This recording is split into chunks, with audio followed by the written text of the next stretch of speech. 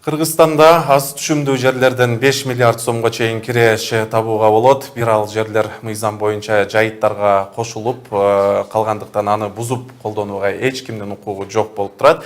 Бул тууралуу аз түшүмдүү жерлерди өздөштүрүү долбоорунун адистери белгилешүүдө. Алардын айтымында бирок кирешесин арттырууга мүмкүнчүлүк болгон жерлердин дың жерлерди иштетүү кызыктар болгон көп эле. Ал жерлердин түшүмдүүлүгү да жогору, бирок жер кодекси жол бербегендиктен эч ким иштете албай келатат. Анын үчүн бүгүнкү күндө адистер мыйзам долбоорун иштеп чыгып, парламентке сунуштаганы турат. Биз бул тууралуу кененирээк маалымат алуу максатында долбоордун демилгечилеринин бири юрист Талант Солтобековду студияга чакырганбыз. Талант мырза, саламатсызбы? Кош келипсиз. Мына айтсаңыз, аз түшүмдүү жерлерди эффективдүү колдонуу жөнүндө жаңы жобо иштеп чыгып парламентке сунуштаганы жатыпсыздар. Алгач телекөрүүчүлөр үчүн түшүнүктүү болуусу үчүн аз түшүмдүү жерлерге кандай жерлер кирет, ачыктай кетесизби?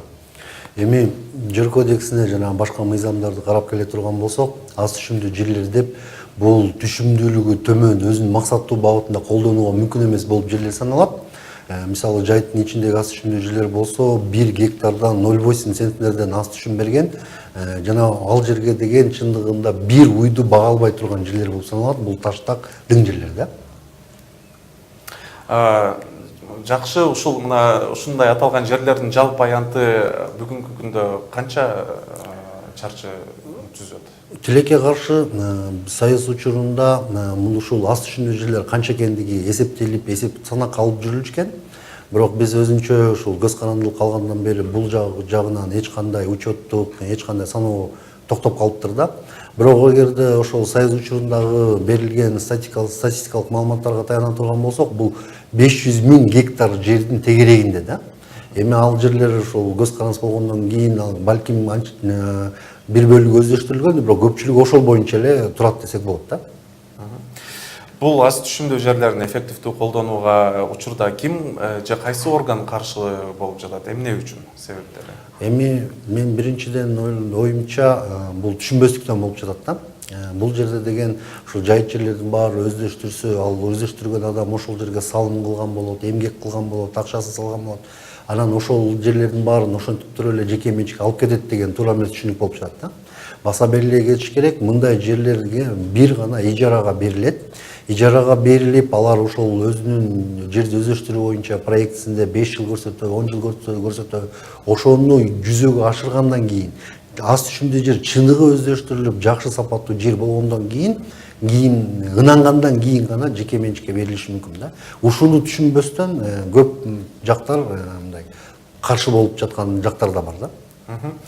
Мына айталы, эгер сиздин мыйзам долбоор жогорку кеңештен өтүп калчу болсо, ал жерлерде ким кандай шарттар менен иштете алат? Эмне тиги канчалык деңгээлде түшүмдүүлүккө жетише алат?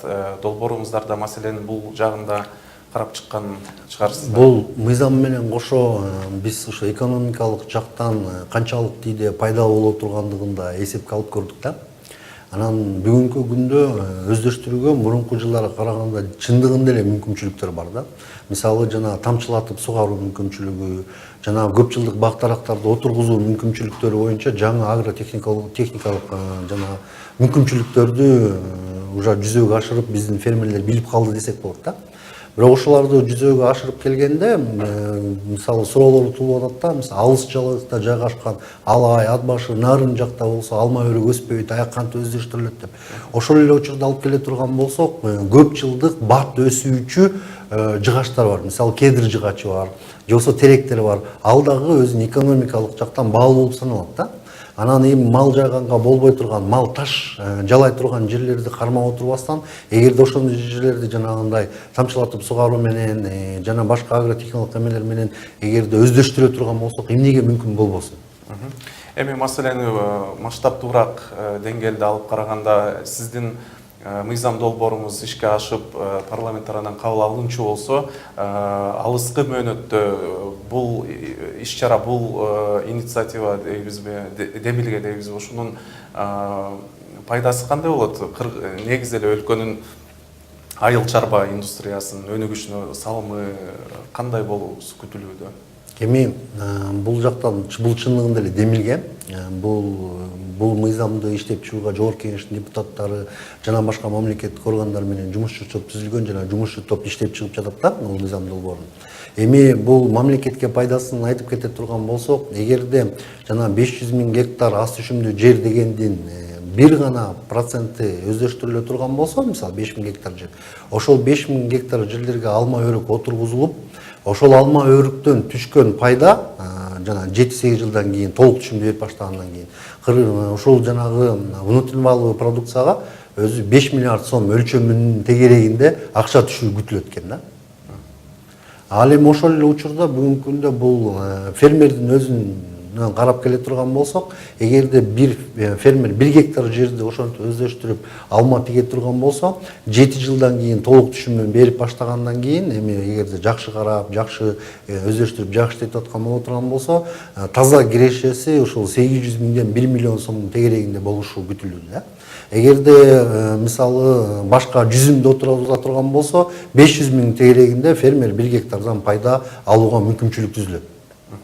Эми ушул ас түшүмдүү жерлерди эффективдүү колдонуудагы долбоор ишке ашып калчу болсо, мунун рентабелдүүлүгү экономика үчүн кыйла жогору турбай калганда, Рахмат, биз ас түшүмдүү жерлерди эффективдүү колдонуу жолдору тууралуу аталган долбоордун юристи Талант Солтобеков менен маектештик. Ишиңизге ийгилик. Рахмат.